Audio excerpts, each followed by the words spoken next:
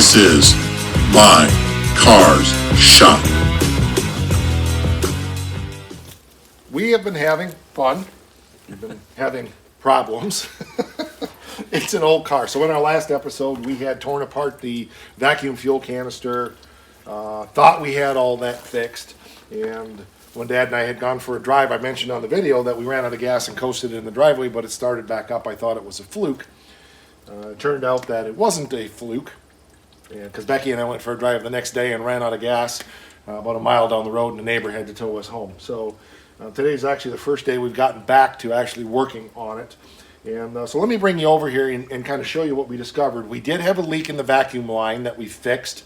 We also found we were pretty much out of gas. So even though it was measuring on the stick that we dip into the tank, either the pickup in the tank is a little higher than we thought, or it's just rusted off, which makes it a little higher in the tank than we thought. So it's got 10 gallons of gas in it, and it's all better now as far as the fuel system goes. But we got some other stuff to talk about, but let's get you over here. Okay, so if you've been paying attention, let me zoom you out here a little bit. This is where we had our original problem that we were sucking fuel. If you remember, this used to be a copper line. It was leaking here. We did some pressure testing on it, and we actually ran some fuel back into it, and it was dripping gas all over the place. So we know we had a leak here. We went ahead and disconnected the gas gauge line because it doesn't work anyway, and it's not fixable. They didn't work good when they were new.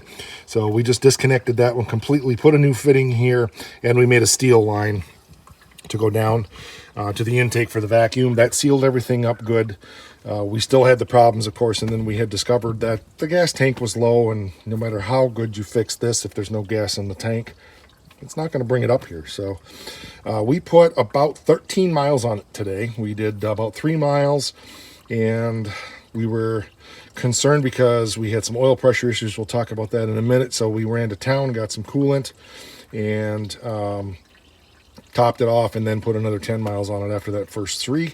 So I think that catches you up to speed on what we've done today. I wanted to just focus and concentrate on working on it rather than worrying about filming. One thing you'll notice is the fuel filter is 100% full. It never has been that way before. I think the fuel system hasn't been functioning properly on this. From the time we got it running, we just didn't know that. It was adequate enough to keep us going. When this was added, this part here, we kept the same line that had been connected up here originally. So it added that much extra length, and the line was down a lot lower, and that might have affected the fuel flow because it's just gravity feed, right? Right. Yeah. So shortening that up might have helped too. A little bit. You know, theoretically, based upon engineering principles, as long as this is higher, Yeah. It will always feed. But if you're dipping down too low, it takes more pressure to bring it back up. So. Yeah, it's supposed to siphon, but... Right. Yep. Yeah. Exactly. One thing that we did notice, we had it idling for quite a while we were getting stuff around, and just left it sit in the driveway. Dad followed me with the van and a tow strap just in case it quit. Of course, that way it wouldn't quit, so we're good. And it didn't. It was good. The only thing is we lost our dipstick. The wooden slab that you had sitting on the back fell off on the road about a half mile. Okay, well, so we lost our gas gauge. Didn't know it was still back there. We were talking about making a permanent place to put it. We'll find something a little fancier to put back there eventually, but so we lost our dipstick. We'll have to get another one. But one thing that happened that I didn't notice was when I first went down the road to the south, I noticed the oil pressure has always been pegged at 30. And as I glanced down within the first eighth of a mile or so, I noticed it was at like 25, which surprised me because it's never not been 30 pounds even at idle. So obviously that was a bit of a concern. And then when we pushed in the clutch, of course the oil would come down, and I rev it up, it would come back. So that was actually the first trip earlier. That was in the first 3 miles when he followed me, yeah. So we wondered if the engine was running a little warm, so we went and got the coolant as we described, topped it all off, and the further we drive it, the lower the oil pressure is getting. We checked the spec. It's still within spec. So we figure what's happening is the oil temperature's coming up. But I think what happened was there's an oil pressure regulator in this engine that is basically a screw and a spring and a ball. And I think that probably was stuck, and while it was sitting out here idling, it must have just finally broke loose and started working properly. No surprise, lots of sludge in the engine. We cleaned out all the passages, but we never took that apart at the time because, quite frankly, I didn't know what was in there then. I didn't learn that till later. But I figured too much oil pressure is better than none, so I wasn't that worried about it. Of course, now that it's changed, it's got my attention. Yeah, and when it changed suddenly. Yeah, when it changed suddenly, which I figure is that ball coming loose and so forth. But obviously, it's a concern. So we're going to keep an eye on that. We've checked the oil. It seems clean. The engine doesn't seem to be running too warm. We just think that as the regulator's now working properly and as the oil temperature's coming up, the oil pressure is doing what it naturally does in any engine and falling down. We're running at about 10 psi at idle right now, and when it's really hot, like after about 10 miles, we're running between 15 and 17 pounds at 30, 32 miles an hour. The spec is between 5 and 7 at idle and 20 to 25 at 45 miles an hour, correct? Yeah. Yeah, so Or 40. 40 miles an hour. Yeah. I don't want to drive this 40 miles an hour, so we're going to take you over to the whiteboard and show you a graph that we did. I'm going to do this in the computer, but just so you get the idea of what we're looking at to be sure we're within where we should be, and obviously we're going to keep a close eye on this. So we did a pseudo oil pressure, so this is our PSI, and this was our, this was our miles per hour, and this was our PSI down here. So assuming between 5 and 10, so let's say here about 7 at 0 speed, so the engine's idling. And then if we assume the 20 to 25, and we'll pick the low end of the spec here. So we draw a line like so, and we were going, let's say, about 30 miles an hour. So we're looking at where these intersect is about 15 psi. I'm going to do this on the computer to be sure it's right. I think we're okay. I think this is working the way it's actually supposed to. It's just I really felt good when it had 30 pounds and never changed.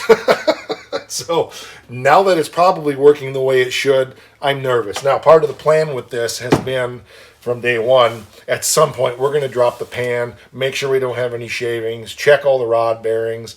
But even at idle at 10 psi, we're within our spec is what I'm trying to say. And I'm sure we're fine, but we're going to pull it down, check all the rod bearings, look at everything underneath, make sure there's no shavings in the pan. Remember that the history of this engine is there's been a family myth about this engine all of its life. And what the reality that we've discovered is, and then digging into great-grandpa's diaries, there's been problems with this. So the real condition of this engine is what we've discovered. Other than that, we really don't know. So we're going to pull that pan off probably sometime in January would be my guess, and unless something radically happens here. So that's kind of the direction we're going. We're not going to be too worried about it. I wouldn't mind putting some thicker oil in than the straight 30 weight. And that's the other thing we don't know. I haven't looked to see what oil that this thing was supposed to use from the factory. But even a 30 weight, in my opinion, back in the day was probably a little heavier than the sewing machine oil we're using now. So there's that also. But the other interesting thing that happened today, and this is just par for the course with these cars, our radiator sprung a leak now. So now we got something else we have to fix. And I can't emphasize that enough. If you're going to have a car like this, that's pretty much the nature of the beast. You're going to be chasing stuff like this the whole time you own it. Hopefully it lessens as you fix things, but I know in all the years I had my Model A, you never knew from time to time. Every time you drove it, it was an adventure. Were you going to get out there? Were you going to get home? What were you going to have to stop and tinker with on the side of the road? What was going to break? That car I never had to get towed home with that I recall, but I know the guy I sold it to did a few times. That's just the nature of the beast with these things in this vintage. So when you own them long enough, eventually that becomes less and less and less, but it takes a few years to get there. We've obviously got a lot more coming on this car again, but I just wanted to share what was going on today.